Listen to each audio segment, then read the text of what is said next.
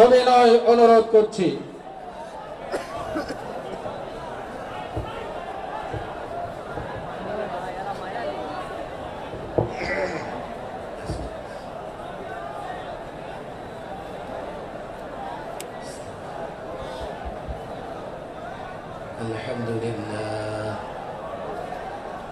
الحمد لله نحمده ونستعينه ونستغفره ونؤمن به ونتوكل عليه ونعوذ بالله من شرور أنفسنا ومن سيئات أعمالنا من يهده الله فلا مضل له ومن يضلله فلا هادي له ونشهد أن لا إله إلا الله وحده لا شريك له ونشهد أن محمدا عبده ورسوله أما بعد فأعوذ بالله من الشيطان الرجيم بسم الله الرحمن الرحيم أذن للذين يقاتلون بأنهم ظلموا وإن الله على نصرهم لقدير صدق الله مولانا العظيم وصدق رسوله النبي الكريم ونحن على ذلك من الشاهدين والشاكرين والحمد لله رب العالمين জামিয়া ফজলুর রহমান রাহিমাহুল্লাহর উদ্যোগে আয়োজিত আজকের এই মাহফিলের মোহতারাম সভাপতি আমাদের মুরব্বী, বাংলাদেশের মুরব্বী, আমার মনে হয় ডান দিকে অতিরিক্ত আওয়াজ হচ্ছে, বসি নড়াচড়া না করি, এত লোকের সমাগম, নড়াচড়া করলে কেউ কষ্ট পেয়ে যাবে। আমি ডান দিকের ভাইদের বলছি আওয়াজ করা যাবে না। যদি খুব বেশি লোক এখানে, খুব বেশি লোক মনে হয় প্রবেশ করে ফেলেছে, আমি অনুরোধ করবো কিছু লোক এখান থেকে বের হয়ে যাও। এই কিছু লোক তোমরা বের হও এখান থেকে, এখানে দুর্ঘটনা ঘটতে পারে। কিছু লোকজন আমি অনুরোধ করবো এতটা চাপাচাপি করে এখানে আসা যাবে না, কোনো আওয়াজ হবে না, আওয়াজ হবে না। যে যেভাবে আছি দাঁড়িয়ে থাকি, কষ্ট হলে কয়েকজন বের হয়ে গেলে এখানে আরাম হবে। একেবারে আওয়াজ বন্ধ, আওয়াজ বন্ধ, আওয়াজ হবে না। এই যুবকরা কথা বন্ধ করো। এত লোকজনের সমাগম হয়েছে, একটু কষ্ট হবেই।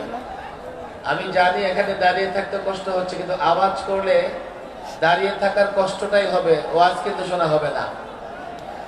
একেবারে সাইলেন্ট, একেবারে চুপ, একেবারে চুপ। ডান দিকের ভাইয়েরা একেবারে আওয়াজ হবে না। যেহেতু ছোট্ট জায়গা, কথা কেউ বলবো না। যেহেতু ছোট্ট জায়গা, আমি অনুরোধ করব দেখা যাক আর না যাক, একটু পেছনে চলে গেলে কিছু লোকজন, আর কেউ ঢুকবার চেষ্টা করবো না এই দিক দিয়ে। যারা পেছন দিক থেকে ঢুকেছে আমরা চেষ্টা করব এখান থেকে বের হয়ে পেছনে থাকতে, নাও একেবারে সামনের দিক দিয়ে আসতে। আমি চাই যে এখান থেকে কোনো আওয়াজ আসবে না। একদম একদম চুপ, একদম চুপ। মাহফিলের আদব রক্ষা করতে হবে। কিছু করার নেই, জায়গা ছোট্ট, লোকজনের সমাগম অনেক বেশি। আজকের মাহফিলের যিনি সভাপতি, আমার কথা শুনতে হবে। এই বাদিকের ছেলেরা এদিকে থেকে আওয়াজ করো না, আওয়াজ করো না। আর কেউ ঢুকবার চেষ্টা না করি ভেতরে, কেউ ভেতরে ঢুকবার চেষ্টা না করে। আজকের মাহফিলের যিনি সভাপতি, আমরা হযরতকে সবাই চিনি, তবে আমার মনে হয় আমি যতটা চিনি ততটা আপনারা চিনেন না। আজকের মাহফিলের যিনি সভাপতি হযরত মাওলানা আব্দুল হক সাহেব, এই জামিয়া ফয়জুর রহমানের প্রতিষ্ঠাতা এবং শাইখুল হাদিস, আমি নিজের কোনো কথা নকল করব না। আল্লামা মুফতি আমিন রাহিমাহুল্লাহ হযরত সম্পর্কে যা বলতেন ওগুলো বলেই আমি শেষ করতে পারবো না।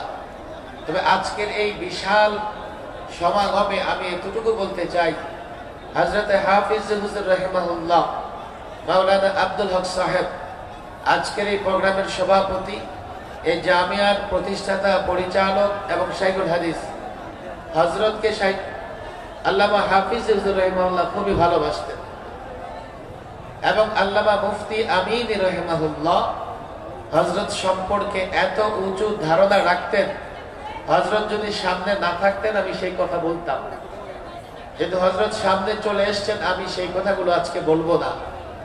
হযরত হাফিজ হুজুর রাহিমাহুল্লাহ খুবই প্রিয় একজন মানুষ ছিলেন এবং খলিফা। মূলত এই মাহফিলকে আমি জনসমাগম দিয়ে বিবেচনা করতে চাই না, আমি মূলত হযরত আমাদের মুরব্বী, বাংলাদেশের মুরব্বী, ওলামাদের মুরব্বী হযরত আমাদের নির্দেশ দিয়েছেন, আমরা এখানে এসেছি সামান্য কথাই হবে, এই জন্য আমি অনুরোধ করব কেউ আওয়াজ করব না, মাইকের আওয়াজের বাইরে আমরা কেউ আওয়াজ করবার চেষ্টা করব না। হযরত যেহেতু এখানে আছেন, ওলামা ইকরাম মঞ্চে আছেন, ময়মনসিংহের শীর্ষ আলেমরা মঞ্চে আছেন, আমি সামনে দেখতে পাচ্ছি এখানেও হাজারো আলেম, হাফেজে কোরআন ছাত্র ভাইরা এসছেন, যুবকরাও এসছে, আমি জানি কষ্ট হচ্ছে, আর কেউ নতুন করে ঢুকবো না, আর কোনো আওয়াজও করব না। আজকের এই যে বিশাল একটা সমাবেশ, এই সমাবেশ কি একথা প্রমাণ করে না, এই সমাবেশ কি একথা প্রমাণ করে না যে দেশটা টুপি দাঁড়িয়েওয়ালাদের? হযরতের সঙ্গে গাড়ি দিয়ে আসতে আসতে আমি কিছু কথা বলছিলাম, হ্যাঁ ছাত্র জনতা শোনো, এত বড় সমাবেশে, এত বড় মাহফিলে ওয়াজ করার জন্য আসি নাই, আর তোমরা যারা মাদ্রাসার ছাত্র প্রতিদিনই তো ওয়াজ মুখস্থ করতে থাকো, তোমাদেরকে ওয়াজ কি করব? মূলত এটা একটা ইতিহাস। এই বড় মসজিদ, মাদ্রাসা কিংবা জামিয়া ফয়জুর রহমানের এই বাৎসরিক মাহফিল, এটা একটা ইতিহাসের টুকরা। মূলত ইতিহাসের সঙ্গে সম্পৃক্ত হবার জন্য আমরা এখানে আসি। হযরত গাড়ি দিয়ে আসতে কিছু কথা বলছিলেন, এই ছাত্র জনতা শোনো, হযরতে হাফিজ হুজুরের নাম শুনেছো তো তোমরা? মনে হয় সবাই শোনে নাই। আমরা সবাই হযরতে হাফিজ হুজুরের নাম শুনেছি তো? হাত তুলি কে কে শুনেছি? সবাই। হযরতে হাফিজ হুজুর সম্পর্কে আমরা জানি একজন আল্লাহওয়ালা বুজুর্গ, এটা তো জানি নাকি? আরেকটা পরিচয়, জীবনের শেষ বয়সে 80 বৎসর যখন হযরতের বয়স হয়ে গেছে, তখন বাংলাদেশে খেলাফত প্রতিষ্ঠার ডাক দিয়েছিলেন হযরতে হাফিজ হুজুর রাহিমাহুল্লাহ। খেলাফত প্রতিষ্ঠার ডাক দেওয়ার পরে হযরত তওবার ডাক দিয়েছিলেন প্রচলিত রাজনৈতিক দল এবং নেতাদেরকে, তোমরা তওবা করো, তোমরাও খেলাফত প্রতিষ্ঠার জন্য চেষ্টা করো। আমি ছাত্র জনতাকে হযরতের কথাটা নকল করতেছি। আল্লামা মুফতি আমিন রাহিমাহুল্লাহ একাধিকবার বলেছেন, হাফিজ হুজুর রাহিমাহুল্লাহ যদি 80-র দশকে খেলাফত প্রতিষ্ঠার কাজ শুরু না করে যেতেন, তো আমরা এখন বাংলাদেশে খেলাফত প্রতিষ্ঠার শব্দটাই উচ্চারণ করতে পারতাম না। আমাদের জন্য পথ মসৃণ করে গেছে, পথ উর্বর করে গেছেন হযরতে হাফিজ হুজুর রাহিমাহুল্লাহ। হযরত হাফিজ হুজুর রাহিমাহুল্লাহ ইন্তেকালের পরে অনেক বুজুর্গ, বিশেষ করে আল্লামা মুফতি আমিন রাহিমাহুল্লাহ খেলাফত প্রতিষ্ঠার কাজ করেছেন। হযরত এখানে আছেন, এখন আমরা টুটা ফাটা কাজ করতেছি। হযরতকে আমি অনুরোধ করেছি আমাদের সরপুরুষ হিসেবে, অভিভাবক হিসেবে, মুরব্বী হিসেবে হযরত সহযোগিতা করবেন। হযরত বলেছে, আমার তো এখন বয়স নাই, আমি রাজনৈতিক বক্তৃতা দিতে পারি না, তারপরেও যেখানে যাবার উপস্থিত হওয়ার আমি উপস্থিত হব ইনশাআল্লাহ। এই কথাটা সুসংবাদ হিসেবে তোমাদের বলে যায় ছাত্র জনতা, আমাদের মুরব্বীরা বয়সে মুরব্বী হয়ে গেছেন, কিন্তু ঈমানি চেতনায় এখনো বলিয়ান আছেন। কথা ঠিক না বেঠিক? খেলাফত প্রতিষ্ঠা করতেই হবে। এই ভূখণ্ড পেয়েছি আমরা ইসলামের জন্য, এই ভূখণ্ড পেয়েছি আমরা ইসলামের জন্য। ইসলাম, মুসলমান এই ভূখণ্ডের মালিক। যারা আমাদের মাথার উপরে সেকুলারিজম, ধর্মহীনতা চাপিয়ে দিতে চায়, আর যাদের ইসলাম ভালো লাগে না, তারা এদেশে থাকবার অধিকার রাখে না। আমি ছাত্র জনতাকে বলি, আমরা কিভাবে ইসলামের জন্য দেশটা পেয়েছি। শোনো শোনো, বুঝবার চেষ্টা করো। 47-এ যখন ভারত স্বাধীন হয়, মুসলমান রাজনীতিবিদ ওলামা একরাম তারা ভাবলেন মুসলমানদের জন্য আলাদা একটা ভূখণ্ড লাগবে, যেই ভূখণ্ডে মুসলমানেরা কোরআনী শাসন প্রতিষ্ঠা করবে। ওই চিন্তা, ওই সিদ্ধান্ত থেকেই পাকিস্তান নামের একটা রাষ্ট্র, পাকিস্তান নামের একটা রাষ্ট্র, একটা ভূখণ্ড আমরা পাই। বুঝবার চেষ্টা করো, না বুঝবার কারণে আমরা দেশের মালিক, অথচ ওরা আমাদেরকে মালিক কিংবা কর্মচারী মনে করে। এটা বুঝবার জন্য আমি তোমাদের অনুরোধ করছি, শোনো, শোনার চেষ্টা করো। যদি ইসলামের কারণে এই পাকিস্তান আমরা না পেতাম, তো পূর্ব পাকিস্তান পশ্চিম পাকিস্তান একসঙ্গে একটা রাষ্ট্র হতে পারে না। পূর্ব পাকিস্তান থেকে পশ্চিম পাকিস্তানের দূরত্ব কমপক্ষে 2000 কিলোমিটার। 2000 কিলোমিটার ব্যবধানে দুইটা অংশ একটা রাষ্ট্র হতে পারে না। কেউ বলে না আমরা ভাষার কারণে পেয়েছি। কিভাবে ভাষার কারণে পেলাম? পাকিস্তানের ভাষা উর্দু আর আমাদের ভাষা বাংলা, আর ভাষার কারণে যদি আমরা ভূখণ্ড পেতাম, তো আমাদের ভাষা মিলে আসামের সঙ্গে কিংবা ক্যালকাটার সঙ্গে। বুঝবার চেষ্টা করো, ভাষার কারণে এই ভূখণ্ড পেলে আমরা হয়তো আসামের সঙ্গে থাকতাম, না ক্যালকাটার সঙ্গে থাকতাম। আসামের সঙ্গে থেকে কিংবা ক্যালকাটার সঙ্গে থেকে আমরা দিল্লির অধীনস্থ থাকতাম, আমরা একটা স্বাধীন ভূখণ্ড পেতাম না। পাকিস্তান নামের একটা রাষ্ট্র হয়েছে, আর এই দুইটা অংশে একটা রাষ্ট্র হয়েছে বলে বাংলাদেশের জনতা জালেমের বিরুদ্ধে, বাংলাদেশের জনতা তাদের অধিকার আদায়ের জন্য পাকিস্তানের শাসক গোষ্ঠীর বিরুদ্ধে অস্ত্র ধরেছে, লড়াই করেছে। হ্যাঁ, আমরা 71-এ স্বাধীন হয়েছি, আমরা একটা ভূখণ্ড পরিপূর্ণভাবে নিজেদের করে পেয়েছি। আমি প্রায় বলি, তুমি যদি বাবার পরিচয় দিতে পারো, তুমি জারজ হওয়া থেকে বেঁচে যাবে, কিন্তু দাদার পরিচয় না দিতে পারলে বাবাকে জারজ হওয়া থেকে বাঁচাতে পারবে না। যারা শুধুমাত্র 71-এর কথা বলে, 47-এর কথা, 47-এর পরিচয় না দেয়, নিজেরা তো জারজ না, কিন্তু বাবাকে জারজ হওয়া থেকে বাঁচাতে পারবে না। এই ভূখণ্ড পেয়েছি ইসলামের কারণে। শোনো শোনো, 71-এ আমরা স্বাধীন হয়েছি, এই ভূখণ্ডটা বাংলাদেশ নামে একটা রাষ্ট্র হয়েছে। বুঝবার চেষ্টা করো, 71-এ স্বাধীন, 72-এ একটা সংবিধান প্রণয়ন হয়েছে। 72-এর সংবিধানে হঠাৎ করে এদেশের মানুষের উপরে চাপিয়ে দেওয়া হয়েছে সেকুলারিজম, ধর্ম নিরপেক্ষতা মতবাদ। আমি ধর্ম নিরপেক্ষতা মতবাদের ব্যাখ্যা আজকে করব না, এই দায়িত্ব ওলামাদের হাতে দিয়ে দেই, ছাত্রদের হাতে দিয়ে দেই। তোমরা কলেজ ইউনিভার্সিটির যারা আছো, তোমরা বুঝবার চেষ্টা করো, ধর্ম নিরপেক্ষতা প্রকৃতপক্ষে ধর্মহীনতা, আর প্রকৃতপক্ষে ধর্মহীনতা নয়, ইসলামহীনতা। মূলত এই রাষ্ট্রকে ইসলামহীন করবার জন্য ধর্ম নিরপেক্ষতা নিয়ে আসা হয়েছে সংবিধানে। আর তারা কি বলে? 72-এর সংবিধান, 72-এর সংবিধান, 72-এর সংবিধান বলে বলে ওই ধর্ম নিরপেক্ষতাকে আবার নিয়ে এসছে, আবার সেটাকে টিকিয়ে রাখতে চায়। আমি তো পরিষ্কার বলি, 47 ভূখণ্ড পেয়েছে ইসলামের জন্য। 52-এর ভাষা আন্দোলন হয়েছে, সেখানে সেকুলারিজম, ধর্ম নিরপেক্ষতার কথা ছিল না। 6 দফার আন্দোলনে ধর্ম নিরপেক্ষতার কথা ছিল না। 69-এর গণ অভ্যুত্থানে ধর্ম নিরপেক্ষতার কথা ছিল না। 71-এর মুক্তিযুদ্ধে ধর্ম নিরপেক্ষতার কথা ছিল না। যারা এদেশের হয়ে লড়াই করেছে, যারা এদেশের হয়ে যুদ্ধ করেছে, হতে পারে আমল দুর্বল, ঈমান দুর্বল, মুক্তি যোদ্ধাও ধর্ম নিরপেক্ষতার জন্য লড়াই করে নাই। যারাই লড়াই করেছে, সংগ্রাম করেছে, দেশকে স্বাধীন করেছে, আল্লাহর নামে লড়াই করেছে, ইনশাআল্লাহ বলে লড়াই করেছে।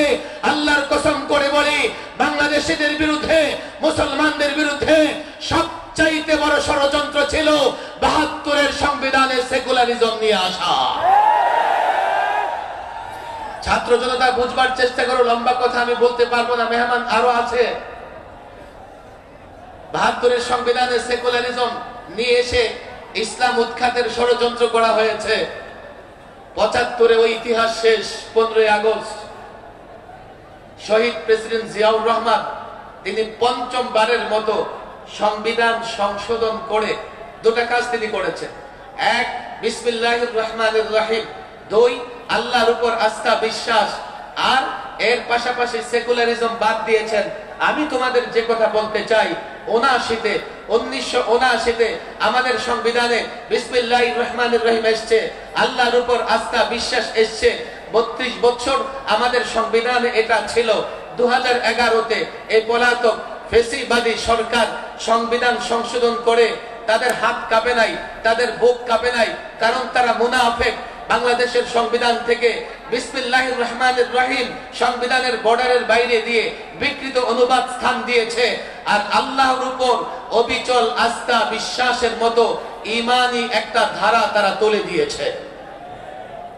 এই প্রজন্মের জানবার কথা, 32 বছর যা ছিল এই পলাতক সরকারটা বাদ দিয়েছে।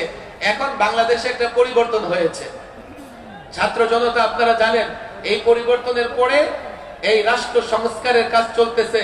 আর রাষ্ট্রের দলিল সর্বোচ্চ যে বিষয় সেটা হচ্ছে সংবিধান, এটাও সংস্কার করবার কাজ চলতেছে।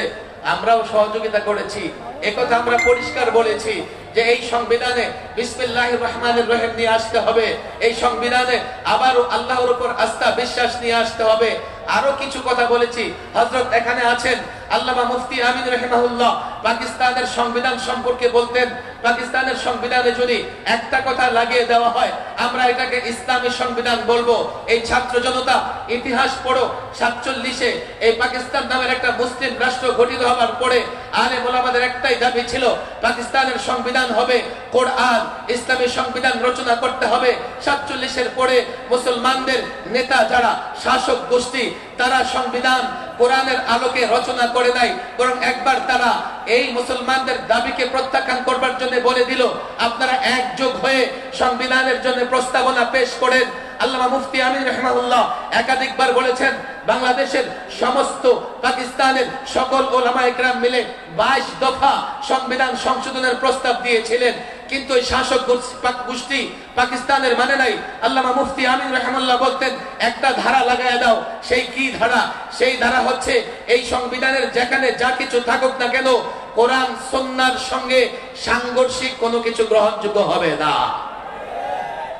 আমি আল্লামা মুফতি আমিন রাহিমাহুল্লাহর সুর ধরে আমি সংবিধান সংস্কার কমিশনকে বলেছি, আপনারা একটা কাজ করবেন, এই সংবিধানের কোথাও এই কথাটা উল্লেখ করে দেবেন। তারা বলে কি হুজুর এটা কি করে সম্ভব? আমি বলি কেন সম্ভব নয়? প্রত্যেকটা রাজনৈতিক দল নির্বাচনের আগে তাদের নির্বাচনী ইশতিহার ঘোষণা করে, নির্বাচনের ইশতিহারে একটা কথা কিন্তু পরিষ্কার বলে যে আমার দল ক্ষমতায় গেলে কোরআন সুন্নাহ বিরোধী আইন করা হবে না, বলে কি বলে না? তাহলে এদেশের প্রত্যেকটা রাজনৈতিক ব্যক্তিত্ব দল একমত যে তারা কোরআন সুন্নাহ বিরোধী করবে না। এর মানে কোরআন সুন্নাহ বিরোধী কোনো কিছু করা হলে গ্রহণযোগ্য হবে না। যে কথায় রাজনৈতিক দলগুলো একমত সেটাই তো সংবিধানে থাকবে। কথা ঠিক না বেঠিক? আমি আরেকটা কথা বলেছি, শেষ নবী আখির নবী মুহাম্মদ আরবি বিশ্ব নবী সাল্লাল্লাহু আলাইহি ওয়াসাল্লাম, তার সম্পর্কে যারা কটূক্তি করবে এই কটূক্তি হবে সর্বোচ্চ অপরাধ। আমার বলে কি এটা তো আমরা বিশ্বাস করি, সংবিধানে আসার দরকার আছে। আমি বললাম সেকুলারিজম যারা বিশ্বাস করে তাদের জন্য তো সেকুলারিজম সংসদে সংবিধানে আসার দরকার আছে। আমাদেরটা আসলে সমস্যা, তাদেরটা আসলে সমস্যা না। অনেক কথা এই ছাত্র জনতার কাছে। আমি আসলে ভিন্ন একটা বিষয় আলোচনা করবার জন্য আজকে আমি সংবিধান নিয়ে আলোচনা করব না, হাতে সময়ও নাই। তবে একটা বিষয় নিয়ে আমি আলোচনা করবার জন্য কোরআনে কারিমের একটা আয়াত আমি তেলাওয়াত করেছি। বর্তমান বিশ্বে মুসলিম কান্ট্রিতেও অমুসলিম কান্ট্রিতেও সবচাইতে মজলুম একটা শব্দ, মজলুম একটা লফজ, সেটা হচ্ছে জিহাদ। একটু মনোযোগ দিয়ে শুনতে হবে। জিহাদ নিয়ে বাড়াবাড়ি এবং জিহাদ নিয়ে ছাড়াছাড়ি, জিহাদ শব্দের ভুল ব্যাখ্যা, জিহাদ শব্দের নানা ধরনের ব্যাখ্যা দাঁড় করিয়ে এই শব্দটাকে যেভাবে আবেদন ছাড়া আবেদন হারা করবার চেষ্টা করা হচ্ছে, আবার অন্যদিকে এই শব্দটাকে জঙ্গি উগ্রবাদী প্রমাণ করবার জন্য পশ্চিমারা উঠে পড়ে লেগেছে। এখন তো তারা ডাইরেক্ট বলে, আগে তো ইনডাইরেক্ট বলতো, এখন বলে কি জিহাদিস্ট গ্রেফতার, জিহাদিস্টরা সন্ত্রাসী হামলা চালিয়েছে, জিহাদিস্টরা এ কাজ করেছে ও কাজ করেছে। আমি 3 মেয়াদে এই ফ্যাসিস্ট সরকারের আমলে 3 মেয়াদে আল্লামা মুফতি আমিন রাহিমাহুল্লাহর নেতৃত্বে আন্দোলন করতে গিয়া 11তে এবং হেফাজতের আন্দোলন করতে গিয়ে 13, 14, এবার মোদি বিরোধী মূর্তি বিরোধী আন্দোলন করতে গিয়ে 21, 22, 23-এর একটা অংশ সরকারি মেহমানখানায় ছিলাম।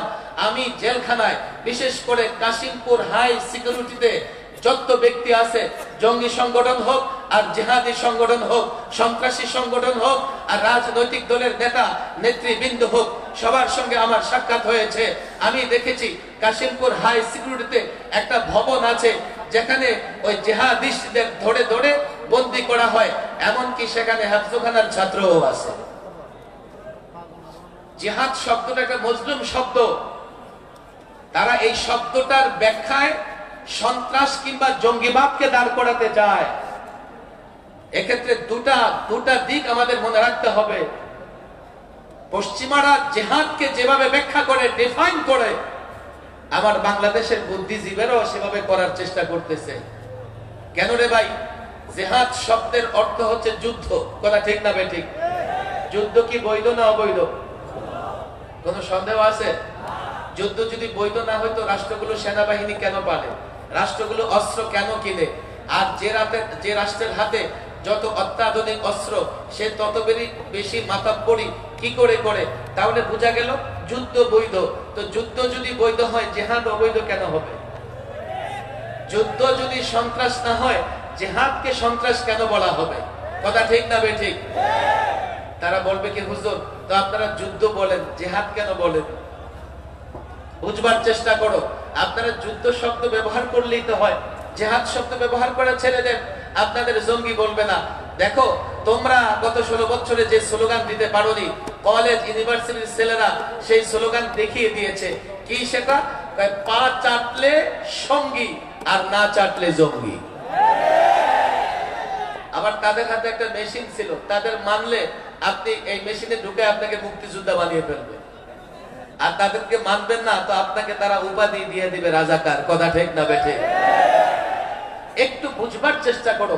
অনেক মিডিয়া এখানে আছে, শিক্ষিত সমাজ আছে, মাদ্রাসার ছাত্ররা তোমরাও এখানে আছো। যুদ্ধ বৈধ, জিহাদও বৈধ, কিন্তু আমি জিহাদ বলবো, আমি যুদ্ধ বলবো না। অনেক লম্বা কথা বলতে হবে এই বিষয় ব্যাখ্যা করবার জন্য, আমি লম্বা কথায় যাব না। আমি যুদ্ধ কেন বলবো না? যুদ্ধ তো তোমরা করো, ওয়ার্ড তো তোমরা করো। তোমাদের যুদ্ধগুলোর একটা চিত্র সামনে রাখো। জেনেভা কনভেনশনে অনেক নীতিমালায় পশ্চিমা রাষ্ট্রগুলো স্বাক্ষর করেছে, তারপরেও কিন্তু যুদ্ধের নামে সন্ত্রাস বন্ধ হয় নাই। তোমাদের যুদ্ধ, ইসলামের যুদ্ধ, দুইটা দুই পাশে রেখে কম্পেয়ার করো, তুলনা করো। তোমরা যুদ্ধ করতেছো, আমেরিকা যুদ্ধ করতেছে, ভারত যুদ্ধ করতেছে, রাশিয়া যুদ্ধ করতেছে, চায়না যুদ্ধ করতেছে। এই যুদ্ধগুলো দেখো, তারা যতই জেনেভা কনভেনশনে নীতিমালা পাশ করুক না কেন, তাদের যুদ্ধে নারী নিরাপদ নয়, তাদের যুদ্ধে শিশু নিরাপদ নয়, তাদের যুদ্ধে অযোদ্ধারা নিরাপদ নয়, তাদের যুদ্ধে আবাসিক এলাকার লোকজন নিরাপদ নয়, তাদের যুদ্ধে হাসপাতাল নিরাপদ নয়। ইসরায়েলিরা হামাসের বিরুদ্ধে যুদ্ধ করতেছে, হামাস তাদের বিরুদ্ধে যুদ্ধ করতেছে। করো, সমস্যা কি? কিন্তু ইসরায়েলিরা এখন পর্যন্ত হাজার হাজার শিশু হত্যা করেছে, নারী হত্যা করেছে। এটা হচ্ছে তোমাদের যুদ্ধ। তোমরা হাসপাতালে বোমা মেরে, সিরিয়ায় হচ্ছে হাসপাতালে বোমা মেরে রোগী পর্যন্ত খতম করে ফেলো। তোমাদের হাতে রোগী নিরাপদ নয়, তোমাদের হাতে নারী নিরাপদ নয়। এগুলো তোমাদের যুদ্ধ, এগুলো যুদ্ধ। একদিকে যুদ্ধ, আরেকদিকে সন্ত্রাস। একদিকে যুদ্ধ, আরেকদিকে সাম্রাজ্যবাদী শক্তিরা তাদের সাম্রাজ্য বিস্তৃত ঘটাবার জন্য এই কাজগুলো করে। অন্যদিকে জিহাদ রাখো, রাসূলুল্লাহর জিহাদ দেখো।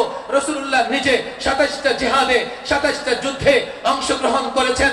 আল্লাহর কসম করে বলি, বদর থেকে নিয়ে এই পর্যন্ত মুসলিম শাসক মুজাহিদরা যেখানে লড়াই করেছে, নারী নিরাপদ, শিশু নিরাপদ।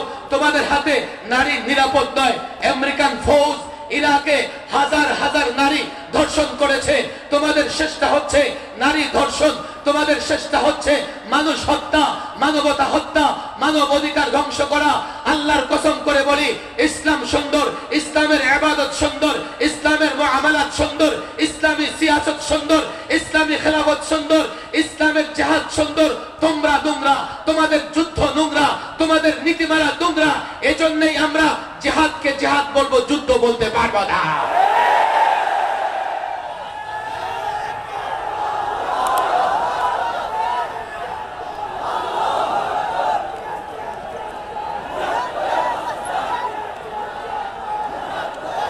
একজন উপদেষ্টা সাহেব কয়দিন বলেছেন, জঙ্গিবাদকে প্রশ্রয় আশ্রয় দিবেন না। আমি বলেছি ভালো কথা, কিন্তু ফেসিবাদ জঙ্গিবাদের নামে আমার মাদ্রাসার ছাত্র আলেম ওলামাদেরকে জাতির কাছে হ্যাঁ প্রতিপন্ন করবার চেষ্টা করেছে।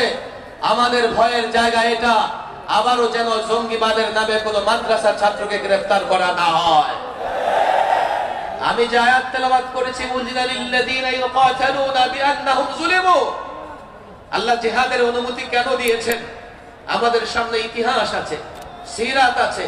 মক্কাতুল মুকাররমায় এক এক মুসলমানের উপরে কতটা টর্চার করা হয়েছে, কতটা নির্যাতন করা হয়েছে। বেলাল হাবশী থেকে সুমাইয়া পর্যন্ত এক একজনের উপরে কতটা নির্মম টর্চার করা হয়েছে। শেষ পর্যন্ত রাসূল আরবি মুহাম্মদ সাল্লাল্লাহু আলাইহি ওয়াসাল্লাম তিনিও মক্কায় থাকতে পারেন নাই, মদিনায় চলে গেছেন। এরপরে আল্লাহ তাবারক ওয়া তাআলা মদিনা রাষ্ট্রের নিরাপত্তা, মুসলমানদের নিরাপত্তা, মুসলমানদের ইজ্জত আবরু নিরাপত্তার জন্য জিহাদের বিধান দিয়েছেন। এর মানে স্পষ্ট, বিআন্নাহুম যুলিমু। জিহাদ কি জিনিস? জিহাদ হচ্ছে মাজলুমের, জালেমের বিরুদ্ধে প্রতিরোধ যুদ্ধ। জিহাদ হচ্ছে মাজলুমের, জালেম থেকে অধিকারের যুদ্ধ। জিহাদ হচ্ছে মুসলিম রাষ্ট্র সুরক্ষার যুদ্ধ। জিহাদ হচ্ছে মা বোনদের ইজ্জত রক্ষার যুদ্ধ। জিহাদ হচ্ছে সন্ত্রাস দমনের যুদ্ধ। পশ্চিমারা এই জিহাদি চেতনাকে ধ্বংস করবার জন্য জিহাদিস্ট, ইসলামী জঙ্গিবাদ, ইসলামী সন্ত্রাসবাদ এগুলো বলে চিৎকার করে। আল্লাহর কসম, আমি তো বলেছি তালেবানদের বিরুদ্ধে তারা সেই ভাষায় চিৎকার করেছে। আর যখন তালেবানরা প্রতিরোধ যুদ্ধে চূড়ান্ত পর্যায়ে উপনীত হয়েছে, গামছা লুঙ্গি নিয়ে তারা পালাবার পথ খুঁজে পায় না। ইসলামের জিহাদ পবিত্র। আল্লাহর কসম করে বলি, ইসলামের জিহাদ হচ্ছে মানব অধিকার রক্ষা করবার জন্য যুদ্ধ। ইসলামের জিহাদ হচ্ছে নারীর সম্ভ্রম রক্ষা করবার জন্য।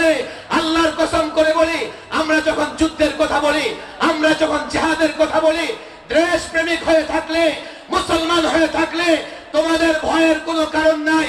এই মাদ্রাসা কওমিয়ার ছাত্র, শিক্ষক, টুপি দাড়িওয়ালা জিহাদের চেতনা এই জন্যই লালন করে। কখনো যদি আমার ভূখণ্ড আক্রান্ত হয়, আমার ইসলাম আক্রান্ত হয়, আল্লাহর কসম করে বলি, সর্বাগ্রে যারা জিহাদি চেতনায় ময়দানে ঝাঁপিয়ে পড়বে মাদ্রাসা কওমিয়ার ছাত্র, শিক্ষক, টুপি দাড়িওয়ালারা।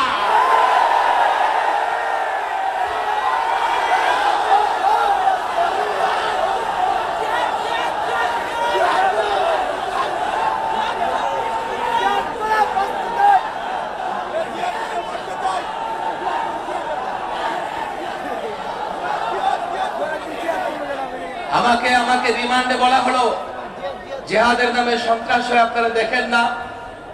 আমি বললাম গণতন্ত্রের নামে ফেসিবাদ হয়, এটা তোমরা দেখো না? গণতন্ত্রের নামে কেউ যদি ফেসিবাদ কায়েম করে, তোমরা তো গণতন্ত্রকে দোষারোপ করো না। আমার শিক্ষিত সমাজ, আমি তোমাদের স্পষ্ট বলি, গণতন্ত্রের নামে যদি কেউ ফেসিবাদ কায়েম করে, তোমরা গণতন্ত্র পুনরুদ্ধার করো, গণতন্ত্রের বিরুদ্ধে বলো না। জিহাদের নামে যদি কোথাও কেউ সন্ত্রাসী কর্মকাণ্ড করে, সেই সন্ত্রাসী কর্মকাণ্ড যে করবে সে দায়ী। জিহাদ কেন দায়ী হবে? আমরা তো জিহাদকে পুনরুদ্ধার করবো ইনশাআল্লাহ। অনেক কথা, হাতে সময় কম, মাঠে আওয়াজও হবে না। আমি কিছু বিষয় ব্যাখ্যা করবার জন্য এখানে দাঁড়িয়েছি। ভালো করে বুঝবো, এই বুঝো, প্রশাসনের লোকেরা বুঝো। আমি অন্তর্বর্তীকালীন সরকারের উপদেষ্টাদেরও বলেছি, আওয়ামী লীগ, বিগত পলাতক সরকার, হাসিনা সরকার, তারা পশ্চিমাদের ভাষায়, ইহুদিদের ভাষায় কথা বলেছে। আর ইহুদিদের ভাষা হচ্ছে মুসলমান ধ্বংস করবার জন্য, মুসলমানকে খতম করবার জন্য। জিহাদি চেতনা তাদের ভেতর থেকে দূর করে দিতে হবে। তোমরা যুক্তি চাও, আমি যুক্তি দিয়ে দিচ্ছি। তোমরা প্রমাণ চাও, আমি প্রমাণ দিয়ে দিচ্ছি। এই পৃথিবীতে সন্ত্রাসের সূচনা হয়েছে ইহুদিদের হাত ধরে। তারা নবীদের হত্যা করেছে, রসুলদের হত্যা করেছে। মিস্টার হিটলার 60 লক্ষ ইহুদি হত্যা করবার পরে সে কিছু ইহুদি রেখে দিয়ে গিয়ে বলে গেছে, এ কথা আমি সব ইহুদি মেরে ফেলতাম, কিন্তু এই জন্য মারলাম না, ভবিষ্যৎ প্রজন্ম যাতে বুঝতে পারে ইহুদিরা কি জিনিস। সন্ত্রাস করেছে ইহুদিরা, জঙ্গিবাদের সূচনা করেছে তারা। আর তারা এখন সেই বিষয়ে তাদের সন্ত্রাসী চিন্তা চেতনা শাসক গোষ্ঠী দ্বারা আমার মাদ্রাসার ছাত্রদের উপরে চাপিয়ে দিতে চায়। দুইটা বিষয় মনে রাখবেন, জিহাদের বিষয়ে ছাড়াছাড়ি করলে ঈমান থাকবে না। যদি বলেন কেউ বাড়াবাড়ি করে, ঠিক আছে, যে বাড়াবাড়ি করে এই দায় তার, আমি কেন এই দায় নেব? মাদ্রাসার ছাত্ররা কেন এই দায় নেবে? আল্লামা মুফতি আমিন রাহিমাহুল্লাহ একাধিকবার বলেছেন, যখনই আলেম ওলামারা তাদের কোনো ইস্যু নিয়ে মাঠে নামে তখনই একদল আছে জঙ্গিবাদের স্লোগান তোলে। এক উপদেষ্টা যখন এই কথা বললেন জঙ্গিবাদের আশ্রয় প্রশ্রয় দিবেন না, আমার ভেতরে একটা ভয় কাজ করেছে। কেননা আলেম ওলামারা এখন অনেক দাবি জানাচ্ছে, আর এই দাবি জানানোর অধিকার আলেমদের আছে। 16 বছরে আলেমরা যত টর্চার সহ্য করেছে অন্যরা এতটা টর্চার সহ্য করে নাই। আমি তো বলি, এই যে ফেসিবাদের পতন হয়েছে, 53 বছরের বাংলাদেশে অনেক ক্ষমতার পালাবদল হয়েছে, কিন্তু কাউকে পালাতে হয় নাই। আলেমদের উপর জুলুম করেছে, তারা ক্ষমতা ছেড়ে পালাতে বাধ্য হয়েছে। আলেমদের উপর কতটা জুলুম করেছে। আজকে এই মজলিসে মাজলুম আলেম মাওলানা আলী হাসান ওসামা, মুফতি হারুন ইজহার এবং আসতেছেন মাওলানা মামুনুল হক। আমি নিজেও 2.5 বছর পর্যন্ত জেলে ছিলাম। এক একটা আলেমের উপর এত টর্চার করা হয়েছে। 2.5 মাস আমি রিমান্ডে ছিলাম। আমাদেরকে পরিবার থেকে বিচ্ছিন্ন করা হয়েছে। জেলের ভেতরে ফাঁসির সেলে 24 ঘন্টা একটা কামরায় তালাবদ্ধ করে রাখতো। আলেমদের সঙ্গে তার পরিবারকে বিচ্ছিন্ন করা হয়েছে। আলেমদের পরিবারের উপরও টর্চার করা হয়েছে। 5ই আগস্ট পর্যন্ত এই আন্দোলন সংগ্রামে সবচাইতে বেশি ভূমিকা রেখেছে আলেমরা। 5ই আগস্টে, জুলাইতেও কমপক্ষে 92 জন মাদ্রাসার শিক্ষার্থী রক্ত দিয়েছে। কথা তো আমরা বলবোই। দেশ মেরামত করলে পরামর্শ আমরা দিবই, দেশ সংস্কার করলে পরামর্শ আমরা দেবই। তোমাদের কেন ভালো লাগবে না? তোমাদের অবদান কি? রক্ত দিয়েছি আমরা, জেল খেটেছি আমরা। 2012-তে গৃহবন্দী থাকা অবস্থায় আল্লামা মুফতি আমিন রাহিমাহুল্লাহ ইন্তেকাল হয়ে যায়। শাপলা চত্বরে 2.5 লক্ষ বুলেটে এক এক হাফেজে কোরআনের সিনাকে জাজরা করে দেওয়া হয়। বিবাড়িয়াতে এই 21-এ 16 জন তাজা প্রাণকে গুলি করে রাস্তায় ফেলে রাখা হয়। হাটাজারি মাদ্রাসার সামনে 4টা তাজা প্রাণকে গুলি করে ফেলে রাখা হয়। রক্ত আমরা দিয়েছি, ফ্যাসিবাদের বিরুদ্ধে সংগ্রাম আমরা করেছি। 5ই আগস্টে পরিবর্তন হয়েছে, রাষ্ট্র মেরামত করতে হবে। আমরা চাই আমরাও সেই মেরামতে অংশীদার, আমরাও সেই সংস্কারের সঙ্গে থাকবো। জঙ্গিবাদের দুয়া তোলে কেউ যদি কোথাও কোন ধরনের আমাদের দাবিকে দমন করবার চেষ্টা করে, তাদের আমরা দমন করে ছাড়ব। নানা রকমের ষড়যন্ত্র হয়।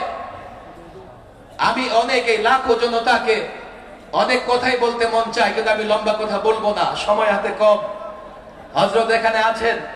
দেখো, জিহাদ বিষয়ে তোমাদের ধারণা স্পষ্ট থাকা চাই। জিহাদকে তারা সন্ত্রাস বলবে বটে। আমি তালেবানদের পক্ষে কথা বলবার কারণে আরো 1 সপ্তাহ বেশি রিমান্ডে ছিলাম।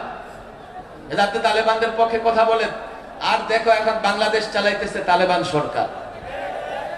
বাংলাদেশ চালাইতেছে কোন সরকার? আরে কোনো সন্দেহ আছে? তালেবান মানে কি? আরে তালেবান মানে কি? আফগানিস্তানে ছাত্ররা বিপ্লব ঘটিয়ে যখন সরকার কায়েম করেছে, তো আফগানের সরকারকে বলা হয়েছে তালেবান সরকার। বাংলাদেশে এই অভ্যুত্থানের পেছনে ভূমিকা রেখেছে ছাত্র সমাজ। কথা ঠিক না বেঠিক? ছাত্র সমাজ ভূমিকা রেখে তাদের 3 জন উপদেষ্টাও আছে। তারা ডক্টর মোহাম্মদ ইউনূস সাহেবকে এনে অন্তর্বর্তীকালীন সরকার গঠন করেছে।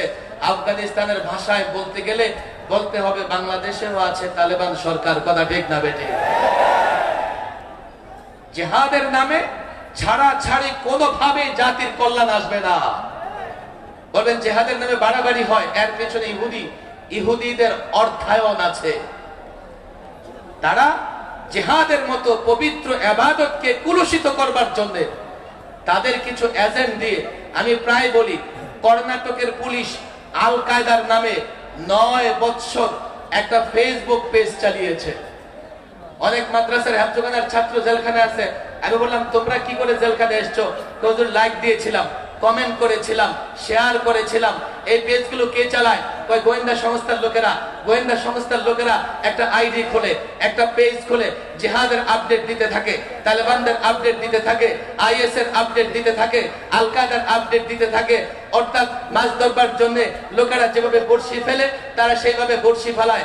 আমার ছেলেরা যারা জিহাদি চেতনায় বিশ্বাসী, উদ্বুদ্ধ, তারা যখন সেই পোস্টগুলোকে লাইক করে, কমেন্ট করে, যেগুলোকে শেয়ার করে, তো এই তো জঙ্গি পাওয়া গেছে, এই তো সন্ত্রাসী পাওয়া গেছে, এই তো আল কায়দা পাওয়া গেছে, হেফাজতের নামে এক ব্যক্তিকে ধরে নিয়ে আদালতে দাঁড় করিয়েছে। ওই ব্যক্তি হেফাজত শব্দ উচ্চারণ করতে পারে না, হেফজত হেফজত হেফজত। বিচারপতি বলে, আরে কারে ধরে নিয়ে আসছো, হেফাজতই তো উচ্চারণ করতে পারে না। জঙ্গিবাদের নামে হেফজখানার ছাত্র ধরে নিয়ে জেলখানায় নিয়ে রাখে, কেন জানো? এর বিনিময়ে তারা পশ্চিমা থেকে ভাতা পায় যে আমরা জঙ্গি ধরেছি, আমরা সন্ত্রাস ধরেছি। আমি আগেও বলেছি, বই পুস্তক উদ্ধার করে, কি বই জানো? ফাজাইলে আমল।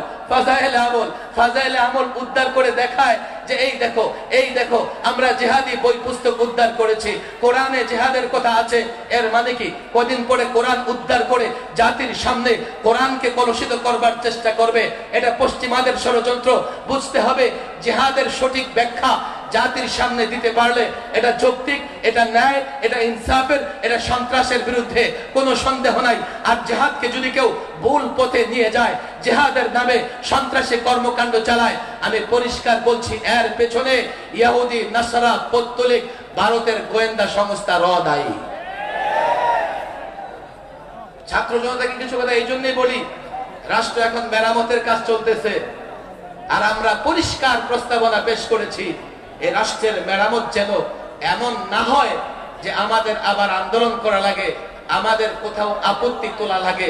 রাষ্ট্র মেরামত হচ্ছে, একটা পরিবর্তন হয়েছে, তবে এই পরিবর্তনটা চূড়ান্ত পরিবর্তন নয়। কেন জানো?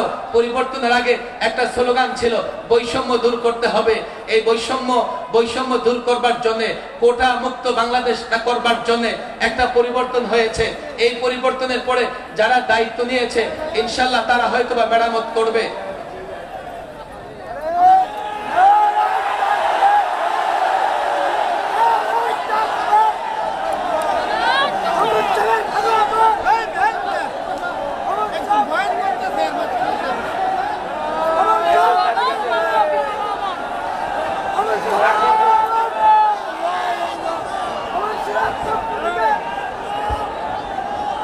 সম্মানিত হাজিরিন, আমরা সকলেই খামোশ হয়ে বসে যাই।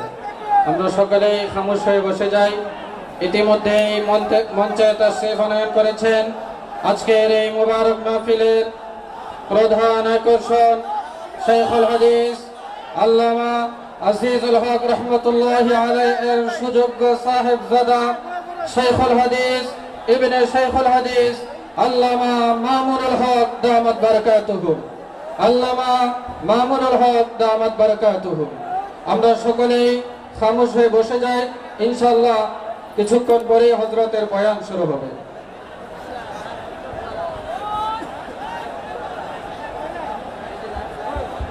আমরা আলোচনার পরিবেশ তৈরি করি, বসি আওয়াজ না করি, আলোচনা শোনার পরিবেশ তৈরি করি।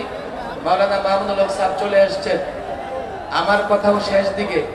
আমরা আলোচনা শোনার পরিবেশ তৈরি করি, অর্থাৎ কোথাও আওয়াজ না করি, একজন আরেকজনকে চুপ শব্দ পর্যন্ত বলবো না, একেবারে চুপ থাকি, একেবারে চুপ থাকি। মাওলানা মামুনুল হক সাহেব এখানে চলে আসছেন, অনেক লম্বা বক্তৃতা তিনি করবেন। এই যে পরিবর্তন হয়েছে, এই পরিবর্তনটা দরকার ছিল, কথা ঠিক না বেঠিক? এই পরিবর্তনটার দরকার ছিল কি ছিল না? মাওলানা মামুনুল হক সাহেবকে আপনারা দেখেন নাই? হ্যাঁ, বসো, কেউ দাঁড়িয়ে থাকবে না। মাওলানা মামুনুল হক সাহেব সহ আলেমদেরকে জাতির কাছে হ্যাঁ প্রতিপন্ন করবার জন্য হাতকড়া, পায়ে ডান্ডা বেড়ি, মাথায় হেলমেট আর বুকে বুলেট প্রুফ জ্যাকেট পরিয়ে বারবার আদালতে তোলা হয়েছে, কথা ঠিক না বেঠিক? মূলত আলেমদেরকে জাতির কাছে হ্যাঁ প্রতিপন্ন করে জাতি থেকে বিচ্ছিন্ন করবার চেষ্টা করেছিল হাসিনা সরকার। আলেমরা কি বিচ্ছিন্ন হয়েছে না জাতির কাছে প্রিয় হয়েছে? আমি একটা কথা প্রায় বলি, দেখো, আমাকে একদিন ডান্ডা বেড়ি, হাত কড়া, হেলমেট, বুলেট প্রুফ জ্যাকেট পরিয়ে আদালতে তুলেছে, আমি আমার ওই যে হেলমেটের ফাঁকি দিয়ে দেখতেছি আইনজীবীরা চোখের পানি ফেলতেছে। আর তাদেরকে দেখো আদালতে যখন তোলা হয় লোকেরা পচা ডিম নিক্ষেপ করে। দুনিয়াতে তাদের এই পরিণতি, মরার পরেরটা বাকি আছে, কথা ঠিক না বেঠিক? আরেকটা পরিবর্তন বাংলাদেশে লাগবে কি লাগবে না? সেই পরিবর্তনের আগে একটা লক্ষ্য ঠিক করতে হবে। সেটা কি? সেই পরিবর্তনের পরে আমরা রাসূলুল্লাহর আদর্শ প্রতিষ্ঠা করব, আমরা কোরআন সুন্নাহ প্রতিষ্ঠা করব। এই ছাত্র জনতা, এই যুবকরা ভালো করে শোনো, আমরা যদি টার্গেট ফিক্সড করতে পারি এবং সেই পরিবর্তনের আগে জাতির যুবকরে ইসলাম বুঝাইতে পারি, জাতির কৃষককে ইসলাম বুঝাইতে পারি, জাতির ব্যবসায়ীকে ইসলাম বুঝাতে পারি, জাতির আইন শৃঙ্খলায় নিয়োজিত যারা তাদেরকে ইসলাম বুঝাতে পারি। আমি তো ক্লিয়ার বলি, পৃথিবীতে কোনো শিক্ষিত থাকলে আমার সামনে আসো, আমি স্পষ্ট বলি, ইসলাম শান্তির ধর্ম, ইসলাম ন্যায়ের ধর্ম, ইসলাম ইনসাফের ধর্ম, ইসলাম মানবাধিকারের ধর্ম, ইসলাম বিজয়ের ধর্ম। আল্লাহর কসম করে বলি, ইসলামে কোনো বৈষম্য নাই, ইসলামে কোনো অশান্তি নাই, ইসলামে কোনো পরাজয় নাই। ন্যায়ের ধর্ম, ইনসাফের ধর্ম, মানবাধিকারের ধর্ম। ইসলাম এই কথা যদি জাতিকে বুঝাতে পারো, এই কথা যদি জাতির ব্যবসায়ীকে বুঝাতে পারো, আল্লাহর কসম ব্যবসা করো, ইসলাম মেনে করলে দুনিয়াতেও কল্যাণ, আখিরাতেও কল্যাণ। চাকরি করো, দুনিয়াতে কল্যাণ, আখিরাতে কল্যাণ। রাজনীতি করতে চাও, করো। আল্লাহর কসম করে বলি, ইসলাম মেনে যদি রাজনীতি করো, ইসলাম মেনে যদি রাষ্ট্র চালাও, এই 53 বছরের বাংলাদেশে আমরা দেখেছি যারাই ক্ষমতায় এসেছে, যারাই রাজনীতি করেছে, কেউ ভারতের গোলামি করেছে, কেউ পশ্চিমাদের গোলামি করেছে। আল্লাহর কসম 53 বছর নয়, 1000 বছর, 56,000 বর্গ মাইলের বাংলাদেশ নয়, অর্ধ পৃথিবী আমরা, আমাদের পূর্বপুরুষ মুসলমান শাসকরা অর্ধ পৃথিবী শাসন করেছে। মুসলিমরা যখন শাসন করেছে, গোটা পৃথিবী নত জাদু দেখেছে। এই বাংলাদেশের যুবক গ্যারান্টি দিয়ে বলে যাই, ইসলাম ধরো, ইসলাম মানো, ইসলাম মানে যদি রাজনীতি করতে পারো, 56,000 বর্গ মাইলের বাংলাদেশ নয়, গোটা পৃথিবীর নেতৃত্ব দিতে পারবে। ওই ইসলাম প্রতিষ্ঠার জন্য আরেকটা পরিবর্তন লাগবে। এবারের পরিবর্তনে 2000 ছাত্র জনতা রক্ত দিয়েছে। জাতিকে যদি ইসলাম বুঝাতে পারো, আল্লাহর কসম, এই জাতির সন্তানেরা যদি নিজ জায়গা থেকে ইসলামের পক্ষে আওয়াজ উঠায়, এই বাংলাদেশে বিনা রক্তপাতে ইসলাম প্রতিষ্ঠিত হবে ইনশাআল্লাহ।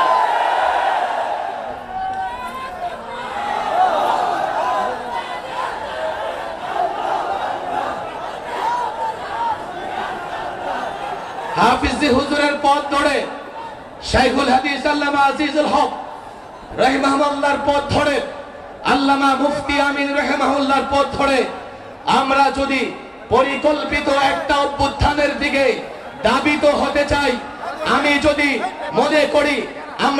মনে করি ওই পরিকল্পনা অনুযায়ী অগ্রসর হলে বাংলাদেশে খেলাফত ব্যবস্থা প্রতিষ্ঠিত হবে। দায়ীর ভূমিকা, প্রত্যেকের কাছে ইসলাম পৌঁছে দেওয়ার ভূমিকা, দায়ীর ভূমিকা, মুআল্লিমের ভূমিকা, সর্বশেষ ইসলামের একজন একনিষ্ঠ যোদ্ধা হিসেবে হাফিজ হুজুরের পথ ধরে, শাইখুল হাদিসের পথ ধরে, আল্লামা মুফতি আমিনের পথ ধরে আরেকটা বিপ্লব, আরেকটা পরিবর্তনের জন্য কারা রক্ত দিতে ব্যর্থতা জানিয়ে রাখতে চায়।